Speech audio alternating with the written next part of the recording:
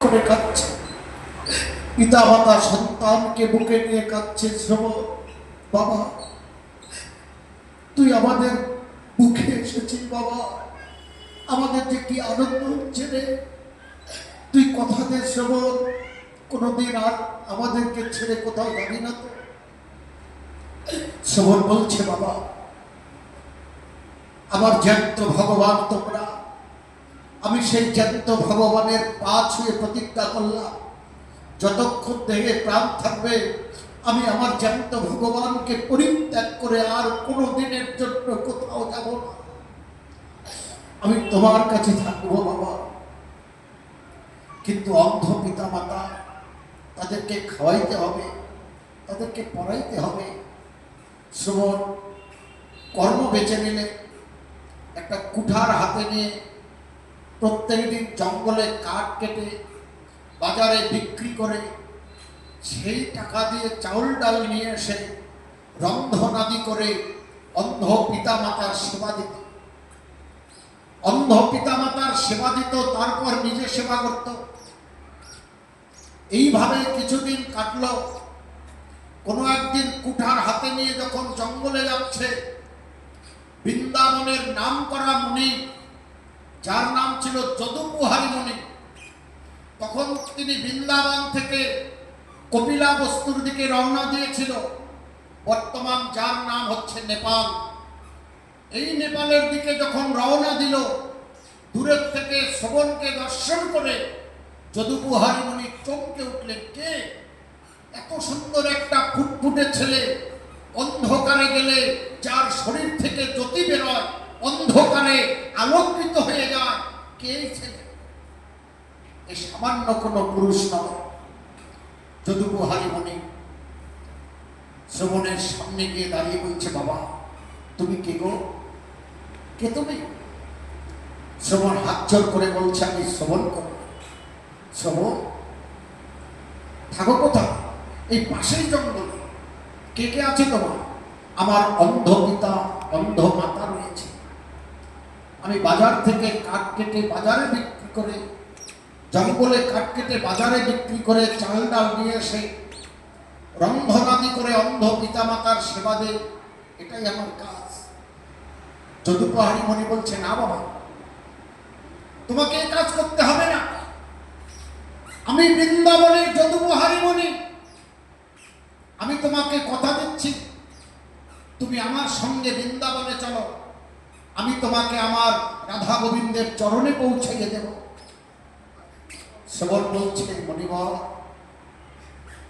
তুমি জানো না মণিবর, তুমি দেবে আমাকে রাধা গোবিন্দের চরণে পৌঁছাইয়ে? তুমি জানো না আমি যখন সারাটা দিন জঙ্গলে কাঠ সংগ্রহ করে বাজারে বিক্রি করে চাল ডাল নিয়ে এসে রন্ধন করে পিতা মাতার সেবা দিয়ে নিজে সেবা করি, আমার মা জননী আমাকে কাছে টেনে নেয়। সারাদিন পরিশ্রান্ত হয়েছে বলে মা জননী কোলে বসাইয়ে আমার শরীরে ভালোবেসে আদর করতে থাকে। মায়ের আদর খাইতে খাইতে চোখ দুইটা যখন আমার বন্ধ হতে শুরু করে, আমি তখন মায়ের কোলে বসে দেখতে পাই বৃন্দাবনে রাধা গোবিন্দ 84 ক্রোশ বৃন্দাবন সহ আমার মায়ের কোলে এসে বলছে,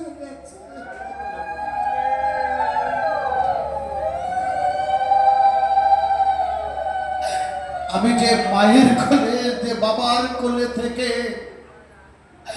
বৃন্দাবনে রাধা গোবিন্দকে দর্শন করি, আমি সেই পিতা মাতাকে ছেড়ে কোন দিনের জন্য কোথাও যেতে পারবো না। তুমি সরে দাঁড়াও মণিবর, আমার কাজে বাধা দেবে না। ভয়ে উনি সরে দাঁড়ালে কুঠার হাতে নিয়ে শ্রবণ জঙ্গলে প্রবেশ করল। এদিকে যদুপুহারী মনে মনে ভাবতে লাগলো, এই ছেলেকে যদি আমি বৃন্দাবনে নিয়ে যেতে পারি, তাহলে আমি নিশ্চয়ই রাধা গোবিন্দের যুগল দর্শন করতে পারব। যে প্রত্যেক দিন মায়ের কোলে রাধা গোবিন্দ দর্শন করে, যাকে দেখবার জন্য বৃন্দাবনে রাধা গোবিন্দ আসে, তাকে দর্শন করে তাকে যদি ঘরে নিয়ে যেতে পারি, আশ্রমে নিয়ে গেলে আমি এর মাধ্যমে রাধা গোবিন্দ দর্শন করব। যে কোনো কৌশলে একে আমার মন্দিরে নিয়ে যেতেই হবে। নেপালের দিকে না গিয়ে যদুপহারী মুনি জঙ্গলের দিকে রওনা হলেন, যেখানে বসে আছে অন্ধ পিতামাতা। সন্তান যখন জঙ্গলে যায়, অন্ধ পিতামাতা আকুল হয়ে পড়ে থাকে, ঈশ্বরের কাছে কাঁদতে থাকে, ঠাকুর আমাদের নয়নের মণি, একমাত্র সন্তান শ্রবণ, তার যেন কখনো কোনো ক্ষতি হয় না দয়া। কখনো যদি গাছের থেকে পাতা পড়ে, গাছের পাতার শব্দ শুনেও অন্ধ পিতামাতা চমকে ওঠে, বাবা শ্রবণ এলি নাকি রে? চোখে তো দেখে না মা। হাত বাড়িয়ে বলে, বাবা এলি নাকি রে? শব্দ শুনলাম। যে পিতামাতা গাছের পাতার শব্দ শুনে শ্রবণ বলে চিৎকার করে কাঁদে। বৃন্দাবনের যদুপহারী মনে এক পা দুপা করে যখন তাদের কাছে যাচ্ছে, পিতামাতা আকুল হয়ে গেলেন। শ্রবণ এলি বাবা, আয় আয়, একটু বুকে আয়। যদুপহারী মনি বলছে,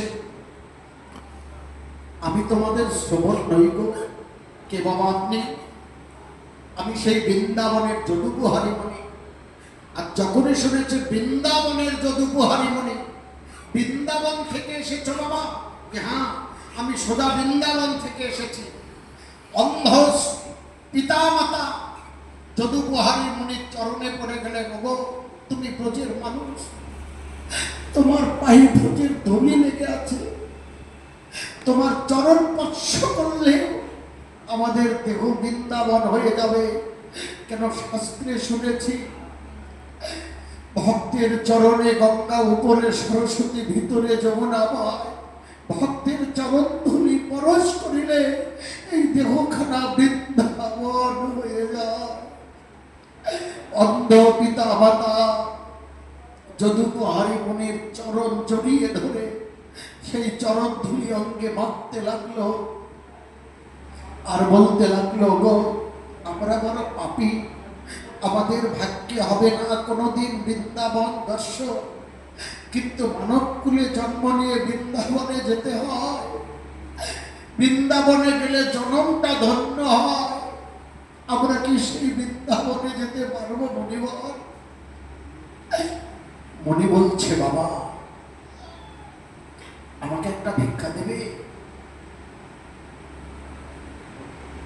অন্ধ পিতামাতা বলছে, ওগো কি ভিক্ষা দেব? ঘরে তো দেবার মতো কিছু নেই। শ্রবণ যতক্ষণে নিয়ে আসবে ততক্ষণে কিছু থাকে। যদুপহারী মুনি বলছে, আছে, তোমাদের কাছে আছে। যে ভিক্ষা চাবো তোমাদের কাছে আছে। তোমরা আসবে আমার বৃন্দাবনে, আমার আশ্রমে আসবে। পিতামাতা আকুল হয়ে গেছে, খুব প্রাণ কাঁদে বৃন্দাবনে যাওয়ার জন্য। গো বৃন্দাবনে যেতে পারবো তো? পারবে, পারবে, কথা দাও, শুধু এইটুকু ভিক্ষা দাও যে তোমরা আমার বৃন্দাবনে আসবে। কথাটা শুধু ভিক্ষা দাও। তোমার একমাত্র ছেলেকে নিয়ে তোমরা আমার আশ্রমে আসবে, এই ভিক্ষাটা শুধু দাও, এই কথাটা দাও। যদুপহারী মুনি যখন এই ভিক্ষা চাইলেন, অন্ধ পিতামাতা কথা দিলেন, হ্যাঁ যাব। যদুপহারী মুনি বলছে, কথা যেন অন্য কেউ জানে না, তোমার শ্রবণ যেন জানতেই পারে না কথা, তোমরা যে আমাকে কথা দিয়েছ, শ্রবণ যেন জানে না। বেশ, তোমরা আসো, আমি তোমাদের থাকবার ব্যবস্থা করছি আমার আশ্রমে। যদুপহারী মুনি বৃন্দাবনে এসে তাদের থাকবার জন্য ব্যবস্থা করছে।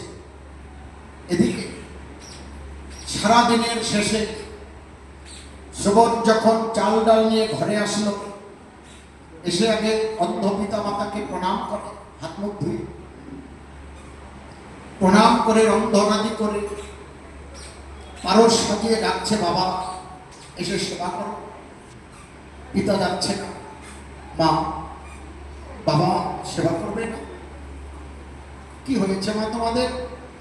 আজ তোমাদের মনে কোনো আনন্দ নেই? কি হয়েছে কিছু বলবে? ওরে, তোর পিতা চেয়েছিল বৃন্দাবন দর্শন করতে যাবে, কিন্তু আমরা যে অন্ধ, আমরা কি করে বৃন্দাবনে যাব বাবা? তুই কি পারবি আমাদের বৃন্দাবনে নিয়ে যেতে? শ্রবণ বলছে, বাবা, মা, আমি কথা দিলাম আমি তোমাদের বৃন্দাবনে নিয়ে যাব, তোমরা সেবা করো, আমি তোমাদের বৃন্দাবনে নিয়ে যাবার ব্যবস্থা করব না। পিতামাতার সেবা দিয়ে নিজে সেবা করে পিতামাতাকে বৃন্দাবনে নিয়ে যাওয়ার জন্য ব্যবস্থা করতে লাগলো। ভোরবেলার দিকে অন্ধ পিতামাতাকে ডালির উপর বসাইয়ে নিয়ে, একটা লাঠি কাঁধে নিয়ে দুই দিকে দুইজনকে বসাইয়ে একটা কলসে জল ভর্তি করে লাঠির মধ্যে বেঁধে নিয়ে বৃন্দাবনের দিকে রওনা দিয়েছে। মরুভূমির উপর দিয়ে যেতে হবে পায়ে হেঁটে। মরুভূমিতে যখন রৌদ্র ওঠে মনে হচ্ছে বালুর উপর আগুন লেগে গেছে। সেই রৌদ্রের তাপে কলসের জল শুকিয়ে গেছে। কিছু দূর যাবার পরে থরময়ী আকুল কণ্ঠে বলছে, বাবা,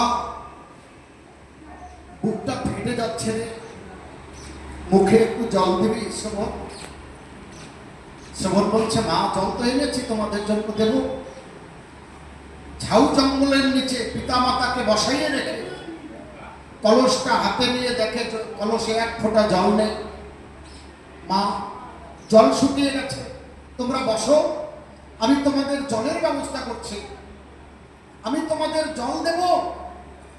কলসটা হাতে করে নিয়ে লোকালয়ের দিকে রওনা হলে যাইতে যাইতে বহু দূরে চলে গেছে, যেখানে রাজস্থানের মেয়েরা কুয়োর মধ্য থেকে জল তোলে, বালতিটা হাতে করে নিয়ে ঘরে ফিরে আসে। আর সেই জায়গার মধ্যে শ্রবণ কলস হাতে নিয়ে গেছে জল আনবার জন্য।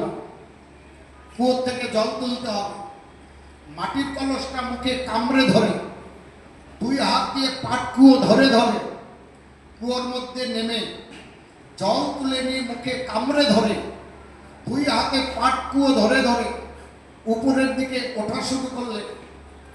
ঈশ্বরের কি লীলা দেখুন! কয়েকদিন আগে ওই কুয়োর মধ্যে একটা ভাল্লুক পড়েছিল। একটা মেয়ে বালতি নিয়ে এসে দড়ি ধরে বালতিটা কুয়োর মধ্যে ফেলে দিয়েছে, ভাল্লুকের মাথায় লাগছিল। ওই আঘাতে ভাল্লুকটা উঠে মেয়েটাকে সেখানে মেরে ফেলে। ওই দিন থেকে রাজস্থানের মেয়েরা যখন জল নিতে আসে